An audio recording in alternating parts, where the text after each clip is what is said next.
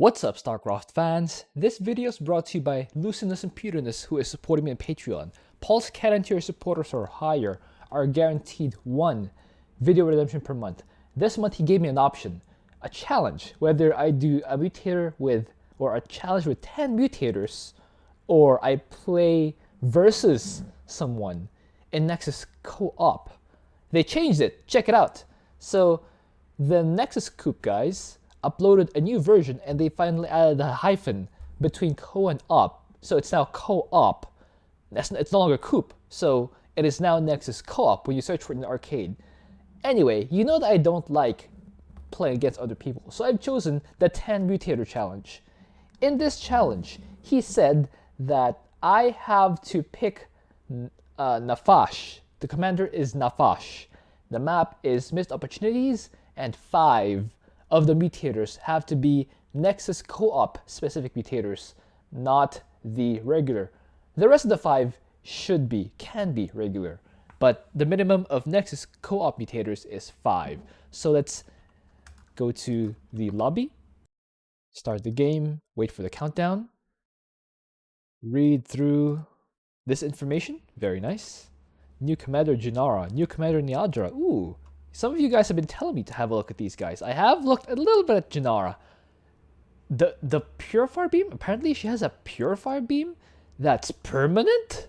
So you can just kind of stay alive and you'll end maps like Dead of Night, like Scythe of Amon, like Rips to Core Hall, Void Thrashing, as long as you stay alive. Theoretically. We'll see how that applies to practice after this challenge. So he told me that the map has to be Missed Opportunities, the one where we have to escort Stetman's bots all around the map as they harvest Terrazine. We have to clear the guys guarding the Terrazine, let the harvesting bot get there, protect it as the bot harvests and the enemies try to stop the bot from harvesting, and escort it all the way back to base where Stetman's lab is sitting. So, the commander has to be Nafash. The masteries I've chosen are Rapid Intrusion. I really want to spread the data invasion, the locust. Basically, I want to spread the creep really fast. For those of you 1v1 players, it's essentially spreading creep through pre-placed neutral buildings. I spread creep by infesting pre-placed buildings all around the map. That's how the spread works. And then my second mastery is Unit and Structure Morph Speed, so I can build stuff faster. And finally, gigantic subject damage, because I will not be using Infestor or Agent 17. By the way, he gave me an optional objective for the challenge. Where was that? He says your extra objective is to have at least 5 Vipers before the last bot wave departs. So I need to get 5 Vipers before the last objective point has started. So, the mutators I've chosen this time are... Well, let's go with the regular co-op mutators first. We'll have Walking Infested. Whenever we kill an enemy unit, it will spawn infested civilians that vary depending on the unit's supply. We'll have Darkness. There is no Fog of War. You only either have vision of it or you don't have anything on it. So either vision or darkness. No, there's no Fog of War. I chose this because for me it's really easy. I've played Missed Opportunities probably 1,000 times at this point, and I can see the map. I know the map inside and out, down to the attack wave timing, so the darkness doesn't matter for me. We'll have Time Warp. Large circles appear around the map where time warps will spawn, and units caught inside Time Warp that belong to us will be slowed down dramatically. We will have Temporal Field. Smaller circles spawn on the ground, but instead of slowing down regions, they completely stop them. And finally, we will have Eminent Domain. Where is Eminent Domain? Here it is. Whenever Amon destroys one of our buildings, that building will transfer over to him. The good news for us is it does not apply to our nodes, those neutral structure nodes. So that's fantastic for us. Now, for the Nexus Co-Op Mutators. The first one, you have probably seen this before in my 10 Mutator challenge on Scythe of Amon. We will go with Sudden, or rather, Steps of Betrayal. At some point in the game, my allies, buildings, and units will turn hostile against me, and our armies will start shooting each other. This is fine for me, because I'm essentially soloing, so all I have to do is keep my ally alive by not having aggressive or army that's near his base, otherwise we will fight each other. So I'll just stay away from his base, basically. Next, we have chosen Tearing Sky. So in Tearing Sky, your air units might die instantly when receiving damage. This is fine for me because the army I've chosen is primarily ground forces. In fact, I think I will go with exclusively ground forces this game. So this Tearing Sky will be a mutator if I ever get air units, but I will choose not to get air units. Next mutator, we will have Hand of Pekka Water. I don't know what Pekka Water is supposed to be, but we'll take his hand for the mutator. Every time our units receive damage, they will lose additional health. My army will primarily be locusts, so I don't really mind that my locusts keep receiving damage, even permanent damage. The important thing is that I keep spotting locusts to throw at Amon, and they will time out anyway, so this mutator doesn't matter to me as much. Next, we will have Trust Gap. Friendly mission objectives will be cloaked, so Stetman's bots will be invisible. We will not be able to see them go to the objectives. The good news for me is, even with that, and even with darkness, I know the map inside and out. It does not matter to me. I can play with this on. And finally, one more Nexus Co-op Mutator. We will have... Let me find that face. It's down here. I seem to have lost it. Here it is. Discom Google Relation. Your heroic and massive units will significantly lose strength when there's no friendly unit nearby. The good news for me is I practice F2 and A move, which means my units will naturally go together in a huge ball, including my heroic top bars, so that will not matter to me as much. I will send some hero units out, on their own mission, but not for very dangerous units, or I'm just throwing them away so I can use them. So, I believe that is all 10 mutators applied. We have a 10 mutator challenge. Grand mutator, it says here in that corner, Grand Mutator Grand Challenge, enable mutators 10. So let's start the game. Or, go to the replay. I'm actually thrilled, ecstatic, that the Nexus Co-op guys have finally fixed the hotkey problem. Specifically, they have finally allowed players to change the hotkey setup of their Nexus Co-op commanders. So I've finally switched up my hotkeys here. I mean, it doesn't show here on the units, but oh yeah, there it is. Yeah, look, all the hotkeys have changed. I have finally been able to set my own hotkeys for this game. That's excellent. I can play Nexus Co-op normally now. So my strategy will be to go for a fast expansion. The Cerberus Hive, it produces drones a la SCVs or similar to SCVs, wherein they produce one at a time and they just spawn directly onto the area. But the Cerberus Hive still costs 300 minerals, similar to the hatchery, so I can just morph that drone directly into a Cerberus Hive, which is great for us.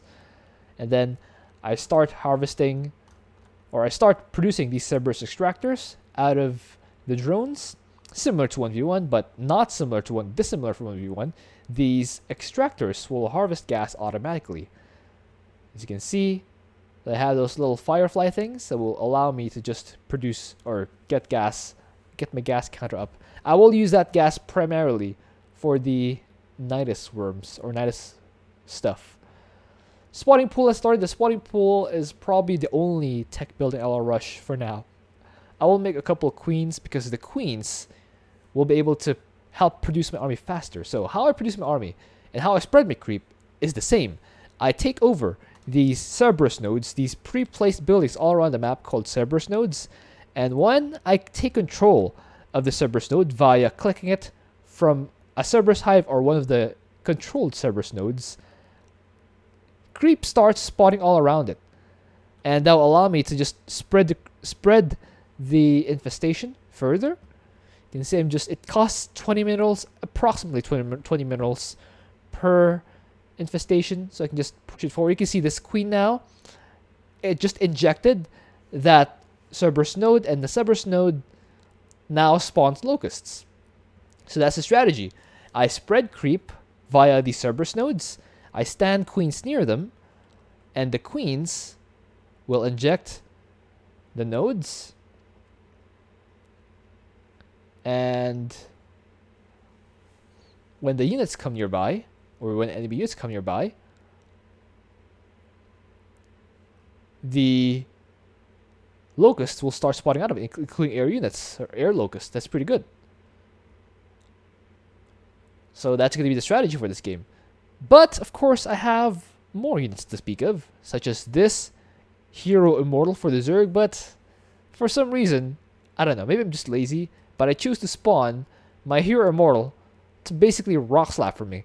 I would rather have my queens at the front injecting these Cerberus nodes so they can be used offensively, instead of all the way back here at the base where I actually don't know how to use the... So I know I can inject the Cerberus hive and it auto attacks when there are enemies nearby, but for some reason, Rocks and Nexus Co-Op are still considered neutral units, so the Cerberus hive will not automatically spawn its locusts when clearing the rocks. So I'd rather have the big guy there, which is strange as it is. So now my Cerberus Nidus network is in place. That means I'll have at most 5. I'll have 5 of these worms. They're basically like strike fighters for Han and Horner, except they spawn instantly, and they're way better. They're basically way better. You can see this one's under attack. I will probably have to run back there, but for now, I use the other top bar I have, the Giant Ultras, the Omegalisk. Cerberus Omegalisk, and I'll just use it to push forward to this area. And I'll just use these Cerberus nodes to support my Cerberus Omegalisk, now at 33 kills, which is fantastic.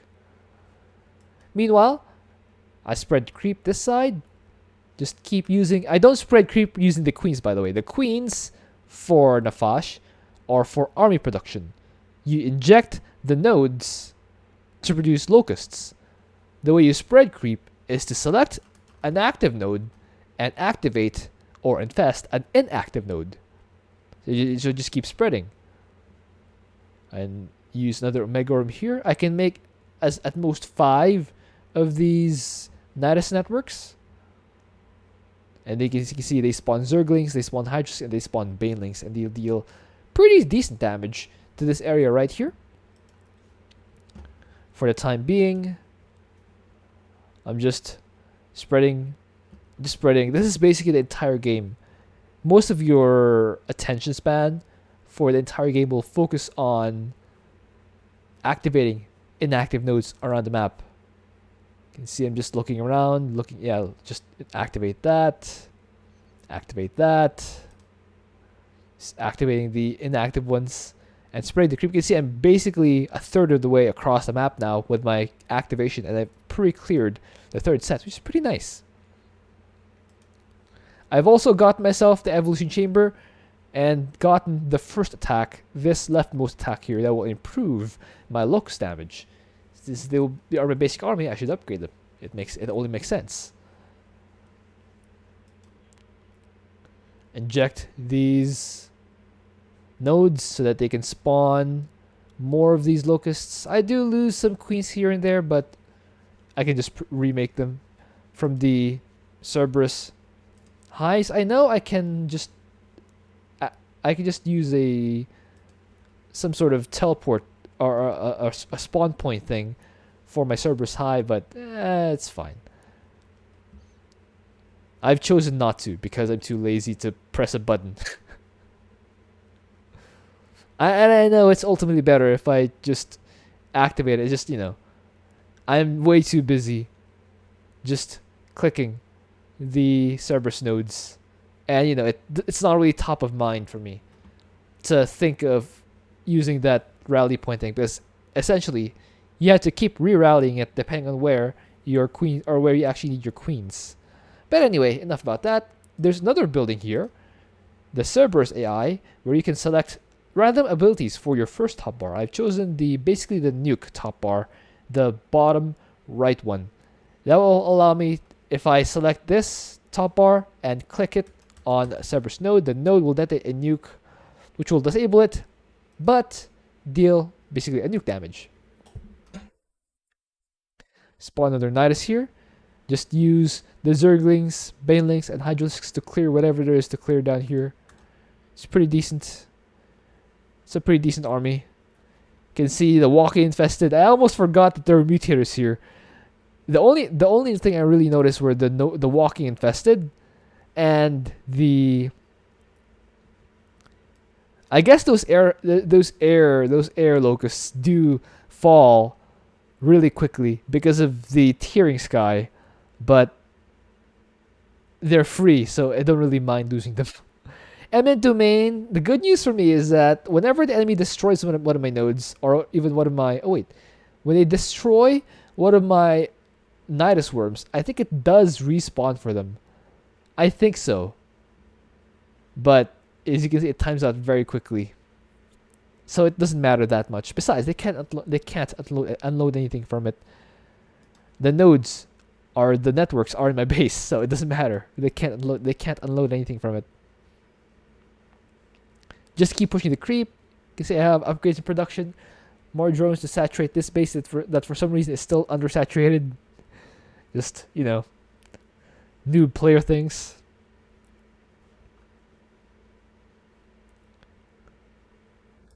More node activation.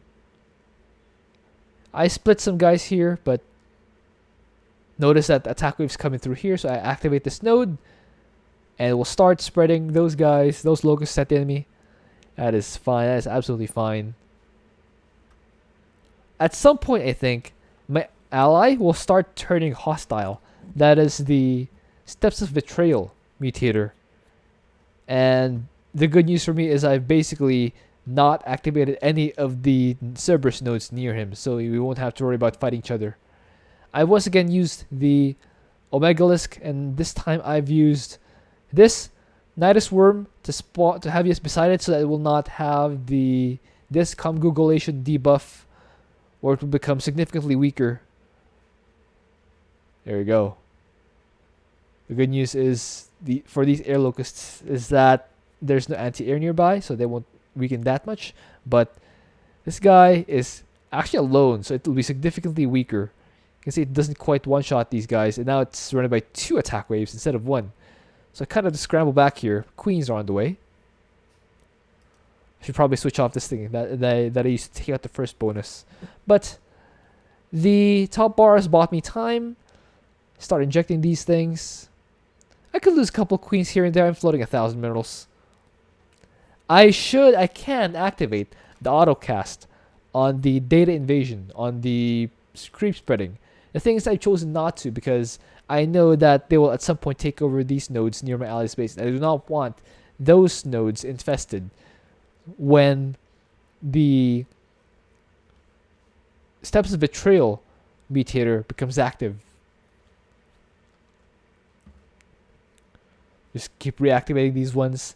Yes, you can see that we do lose some of them, but they're not permanently lost, or they don't respawn for ammo. I can just reactivate them just by paying a small fee.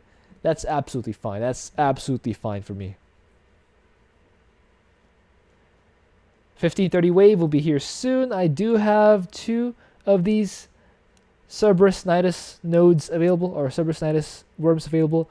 I manually spawn locusts on these guys, and then spawn another Nidus worm here. So I can take over these, or I can delete these guys. Hydras are being pretty decent anti-air, but the hybrids lift them up, disable them from attacking, making more queens. +3 is almost done. These guys are not long for this world. You can see I have more locusts pushing here. It's pretty nice for me. I think at some point I realized that when my queens are all together, it's not very efficient because I don't really need like 20 of them in the same spot, injecting the same 4 Cerberus nodes. So I'd rather have 2 control groups. I have 12 in one control group. I have 4 in the other, as you can see in the bottom. So with my 12 group, I just push forward, spread the creep as far as I can. With my 4 control group, I push down here. The 4th set of geysers will have these spawn points here, here, and one more here, still the darkness. Oh, you can see, you feel your brain shaking. This is the steps of betrayal prestige. You can see my ally has turned red. That means they are now hostile to me. We shouldn't go near them, otherwise we might destroy their building and end the game in our loss. So let's not do that. Delete that hybrid. You can see just continuously injecting this here Cerberus node. Just keep injecting this. Keep spawning a lot of the locusts. They do fall with the tearing sky mutator, but it's fine. Keep injecting these nodes. Delete these immortals. You can see now that we're closing on the late game, the temporal fields and time warps are kind of spreading themselves out even more. So I feel them even less now. That's great for me. That's very advantageous for me. I once again have the Cerberus precursor. Just clean house. Now that there are units near it, it's no longer weakened due to the discombobulation mutator. And that's what I said, the advantage is of having an F2 style. You can just have your units go together naturally. I use this worm here as a stopgap to fight these air units. You feel guilt creeping up your spine. I think the Steps of Betrayal Mutator is close to ending. We are now allies again. It turned yellow. Just keep fighting these. I probably need to re-infest, re-spread the creep here. But on this side, I have queens in place. It's pretty nice. Yeah, I just pre-spread the queens now. They will fight that wave. I also have a few queens here. By the way, working on that extra objective, I would have 4 Vipers. Last one's on the way. Optional objective for me is done. So you can see these locusts are nice because they can also shoot up. They're not... There's a Tearing Sky Mutator, so they still kind of fall after some time. But with double node infestation and so many queens, I basically don't have to worry about running out of units. Because the enemies aren't stronger. They can't destroy my things fast enough. That being said, they just overrun my queen force here. That's still unfortunate. Also because these things are inactive. This node in particular would have helped a lot. So, as an emergency, I popped out one Cerberus Nidus network, or Nidus worm, to help deal the attack. Over here, I infest more of those things and have them shoot at the enemy.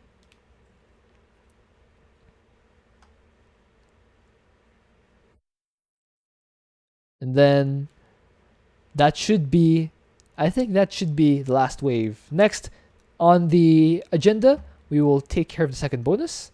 And here's how. We'll push up with our Vipers. The Vipers are basically regular Vipers. They have Consume, they have Disabling Cloud, and they have Parasitic Bomb. The Parasitic Bomb in particular will be helpful later on against air units. Coming in, you can see I just used Disabling Cloud. Or do I? I think I did.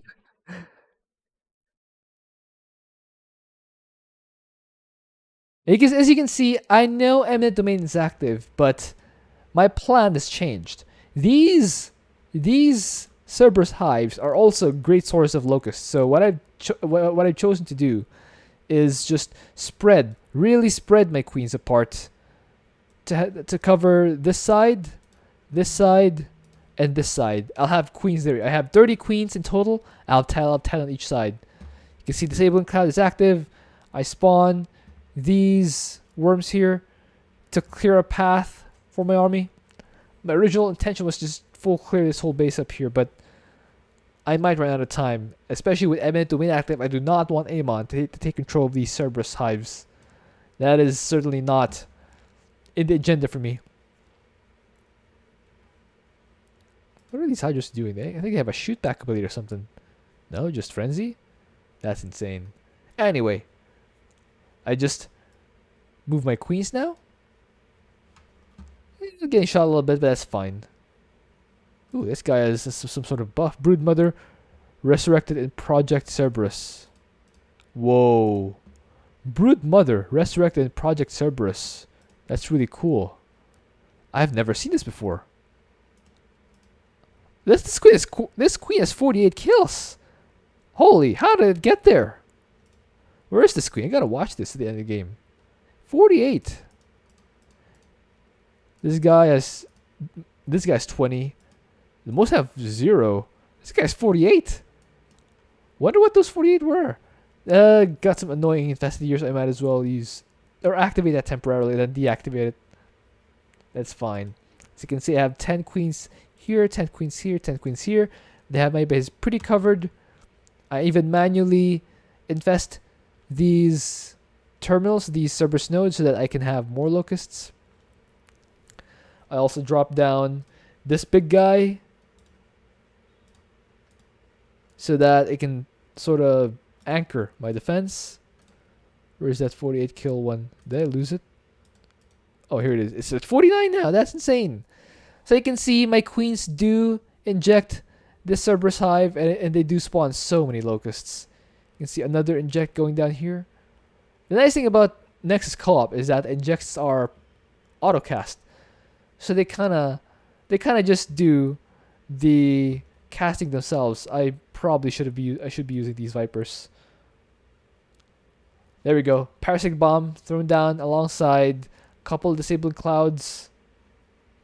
More Parasitic Bombs to deal splash damage to those Vipers. That is tremendous damage. 26 minutes in. 26:45 rather. We're looking good. Might be another attack wave. It might be another attack wave, but they might just be sending... Oh, here is the attack wave. Alright, Parasitic Bomb in the middle of all these Void Rays, and it will deal tremendous damage to all of them and delete them. Turns out, the optional objective of making Vipers was super helpful for me, such that I have better anti-air, especially Splash. That being said, I cannot be careless with my Vipers because of the Tearing Sky Mutator. Now that I will feel, because if they suddenly lose themselves, they'll be down several hundred gas or so. But considering I have 4,000, 4,400, I think I'm fine. But yo, just something to think about. You just inject these things. I have to manually inject these so that they can defend themselves. There we go. Last wave time. Omegalisk has spawned. Another Nidus network has spawned. Just unload all those guys. It's a complete swarm right here. My goodness, this is a little insane. It feels a little bit like having an actual army of locusts with like a huge tank. It's like the armies of Mordor plus Grond to delete the forces of Amon's Protoss. Look at my just look at my stuff chew through that army like it was nothing. I think I've activated the autocast. Yeah, I think I've activated the autocast of these things, of these nodes, so they kind of just infest automatically. Yeah, all these nodes are active now. That's really good. That's really great. Got more of these nodes coming online. Very, very good. Another bot, but last wave has finished. Our last wave has come.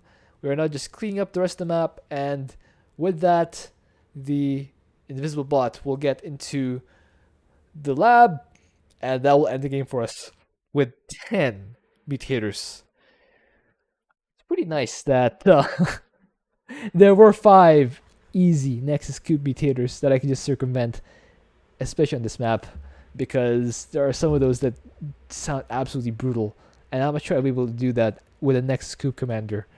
But I hope you enjoyed that. Thank you for watching. If you have an idea for what else you can do, please leave that in a comment. And I think that is this challenge complete.